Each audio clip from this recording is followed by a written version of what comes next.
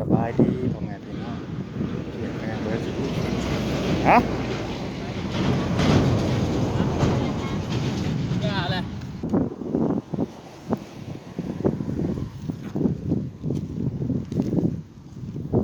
สบายดียามแรงๆพี่น้องเลยกำลังคุยกับหมู่อยู่เนาะจากชาวไร่เปิดสิพาไปทางไหนอีกนะ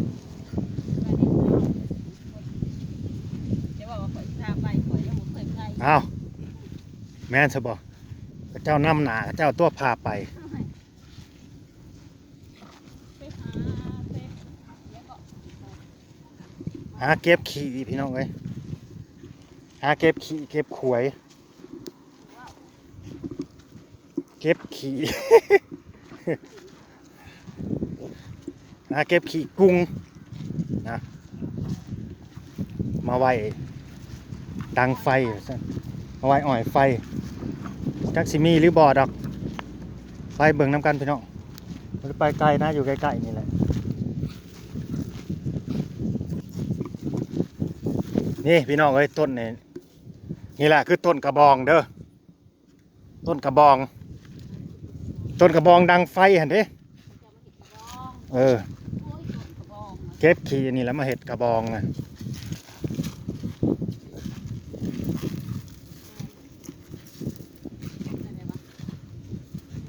จักสิได้บ่ได้เด้อพี่น้องเอ้ยบ่ต่อยมันคือสูงแท้วะ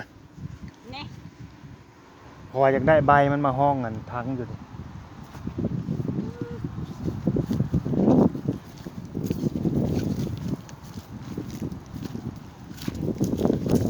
แม่นยังวะอยู่ดิเฮ้ย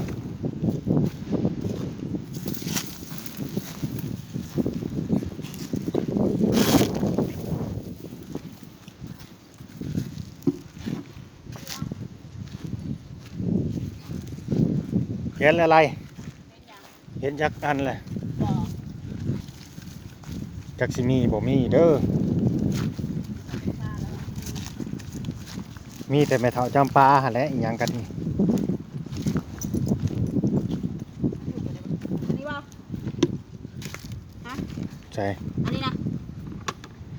โอ้ยขี้ซี่อันนี้ก็ดี ขี้ก็ดัง โมแมน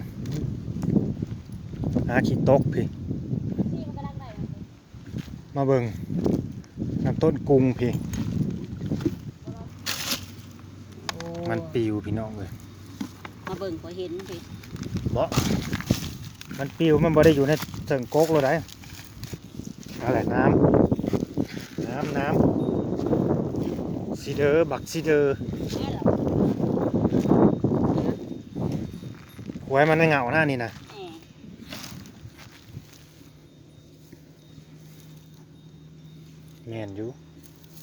แหม แมนอยู่มันหักไง อะไร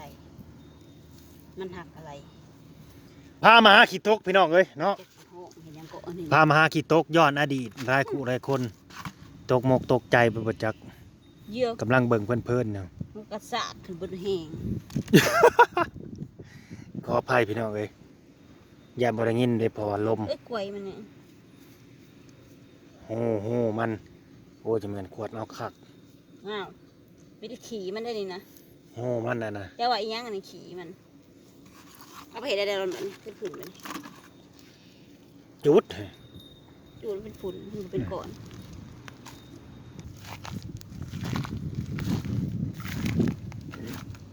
ตัวมันเหลว เออเหนียวติดมือตอนน้ำมันแอดช่างผู้ล่างออกก็มันเหนียวๆนะบ่อยากลายเฮาได้พี่น้องเอ้ยมันบ่อยากมีซ้ำอึดแล้วบ่คือแต่กี้คือสมัยแต่กี้แต่ก่อนพุ่นแต่เฮายังน้อยอยู่เนาะไปหาขี้ตกน้ำแม่น้ำพ่อมีไรมาเก็บให้พี่น้องเพิ่นเบิ่งเลยนี่ก้อนเบลอบะละเลยนี่ กดเก็บไปตั้งแต่ก่อนผู้แห้ง มาเก็บขี้ตก สไลด์ยังบ่ฮู้เลยว่าขี้ตกเป็นจังได ดอกเกิด นี่แหละคือขี้ตกเป็นยังจะว่าขี้ตกมันตกลงมาแต่ต้นกุ้งนี่เด้ก็เลยเป็นขี้ตกมันเป็นขี้แล้วมันก็ตกลงมา โอ้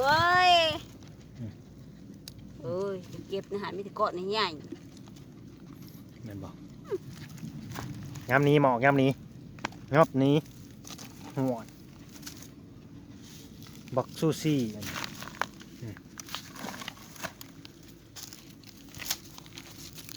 นี่จับผู้เดียวก็พอแล้วบ่ต้องจับหลายคน หาใหม่เขีย ไม่ต้องเคลียร์เอา โอ้ยจับ นี่ข้างอยู่ในต้นลำปอเนี่ย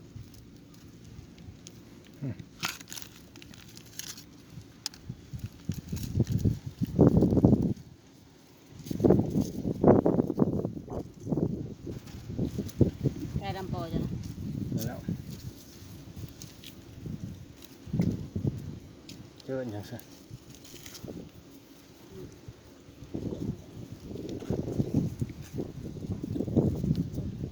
เกาะใหญ่เกาะใหญ่ แม่บอก กะเต็มหลายแต่ เอาติดอีกเปิดติดติดมาเด้อนี่ เห็นอยู่บน มันทึกแดดเลยทึกแสงแดดมันเลยบ่เห็น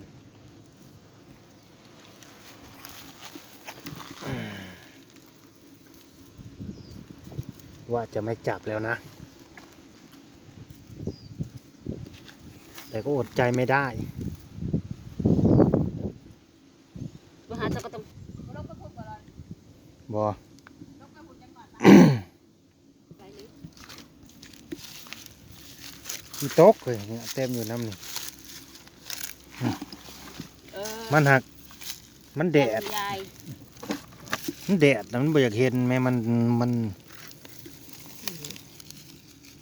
นขาวๆเนี่ยเลยขาวๆมืด โทรศัพท์จะบดีจะโทษแดด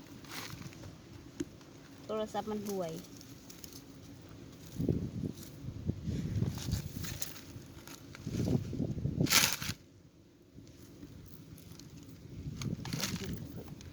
ว่าสิออกมาทอนเกือบได้นอนฮานเรา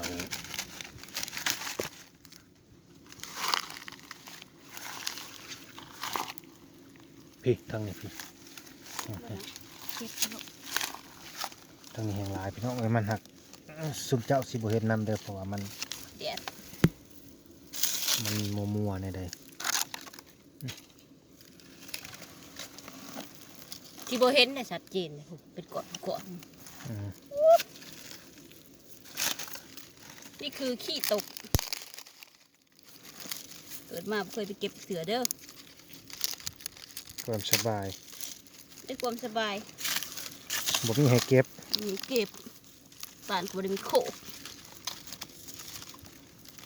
บ้านบ่มีต้นกุ้งเอาง่ายๆซะ อืม เนาะ มันบ่มีมันก็บ่มีให้เก็บนะ บ้านนางบ่มีต้นกุ้งพี่น้องเอ้ยนี่แม่นเบิดแล้วมันยมมันเยมคือแบบนี้เขาเอาไปซับใส่กับไม้อันนี่ก็คอนดอกกะฮ้อบาดนี่ผู้เฒ่าเพิ่นห่อกระบอง ดังไฟ ลืมหนึ่งมีจักอัน10 อันบ่หรือ12 อันนี่แหละลืมหนึ่งนะเพิ่นว่าลืมดอกกระบองน่ะเอาไปแลกเกลือกระบองแลกเกลือกระบองแลกข้าวอุก บ้านข่อยน่ะต้มเกลือ เอากระบองแล้วมาแลกเกลือทั้งบ้านนี่ แสดงเอามาแลกทางบ้านข่อย บ้านใดที่ว่ามีข้าวหลายๆนะเฮ้ยมีเกลือหลายๆไหม บ้านนั้นหั่ง เอาไปนะ เอามาแลกเกลือไปได้ยาเกลือตก ลายรีบอนนี่นะดีแต่บ่ลงมาได้นี่เนาะเนี่ยพี่น้องก้อนใหญ่ๆนี่เห็นบ่นี่เก็บขี้ตกสะท้อนอดีตให้พี่พ่ออีแม่พี่ป้านะอานะบ่าวละสาวหลายคู่หลายคนอยู่เมืองนอกเมืองนา เจ้าเห็ดกระบองเด้อ อยากให้ห่อกระบองให้เบิ่งอีกบ่เราสร้างว่าแต่ไปหาใหม่ขี้คนดอกกูใส่ในบ้านนี่ห่อกระบองก็ได้อยู่พอดีเราและเสียมน่ะเสียมเล็กน้อยนะมาซับใส่กันแล้วก็ตกซับแล้วก็ห่อบ้านนี่ห่อใส่ใบตองกุ้งนี่ก้อนบักใหญ่หนึ่งตัวนี้เพื่อนคิดเห็นอดีตแต่กี้แต่ก่อนพุ่นแหละนะเพื่อนไปอยู่เมืองนอกเมืองนา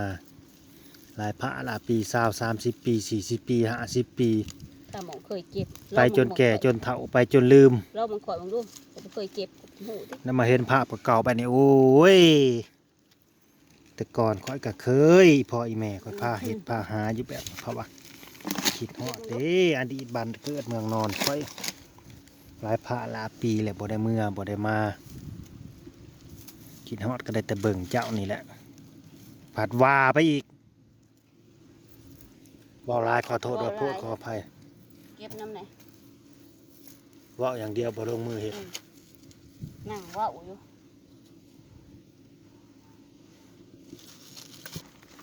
ผมกำลังว่าอยู่แม่นยังลามขึ้นไปแล้วอันนี้ขี้หัวขี้เหียขี้ห้วยทั้ง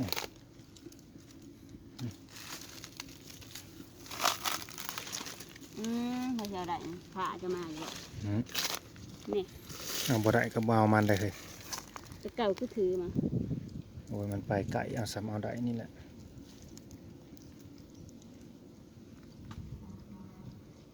ถากเอาทางกลางมันจะได้ ขี้โตกขี้ซีพี่น้องเอ้ยว่าพืชลำบากแต่ยังน้อย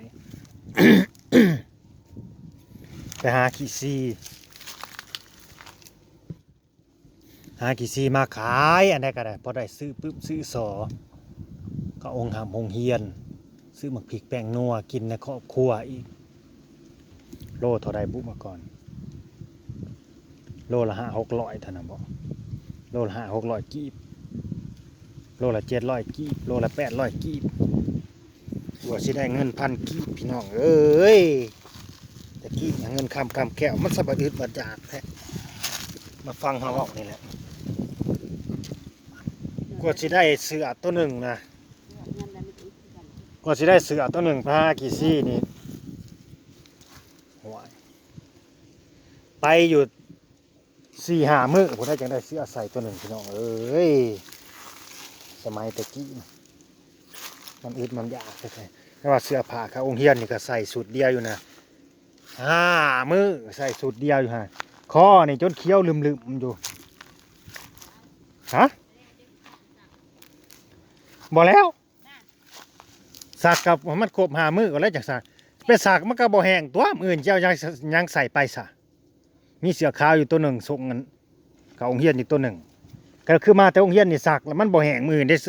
ใส่เสื้อผ้าเม่นอัพไปอีกทีซะนะ ใส่ยำมะสาว มันเป็นอันนั้นเกือบกับเกือบดาวเทียมไปน้องเอ้ยสนเข่าเอาคิดในเห็นสภาพรถเห็นอดีตเก่าๆรถไผฟังเขาเว้าก็คิดเห็นแล้วนะเนาะเกือบขาดสนเข่าเอา เกือบดาวเทียมมาก่อนกระดังแต่เกือบแตะดาวเทียมเพิ่น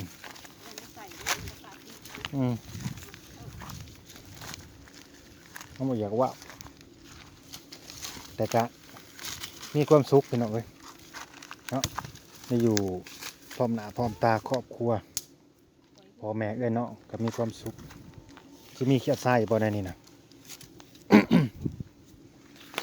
อยู่แบบชีวิตแบบพอเพียงหะนะมันก็มีความสุขอีกแบบหนึ่งใช่มานี่มาต้นนี่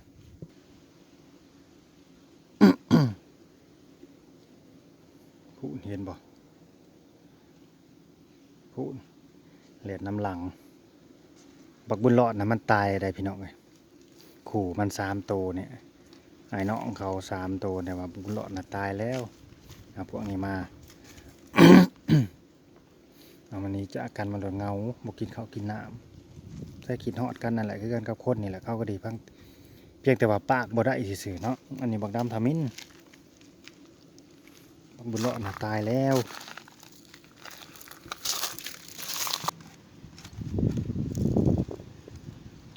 สิ ได้เมื่อแหละพี่น้องเอ้ยมันบ่ได้ใกล้ดอกแต่เฮือนกันเฮ็ดเด้อันเฮือนเฮาสีชมพูอ่องต้องเรียบไปกันแล้ว เหนื่อยเด้ โอ้บอกหมอบอกน้ำทำมินอะไรเราไปหาข้าวแบบมันบ่ได้ยินจ้ะดอกโอเคมาเบิ่งพี่น้องเอ้ยบ่ได้แม่นแนวกินเด้อนี่เด้อแนวใส ของใส แนวดังไฟ แนวดังไฟนี่เด้อสามีครับโอ้ยดังเดี๋ยวเป็นเดือนเนาะ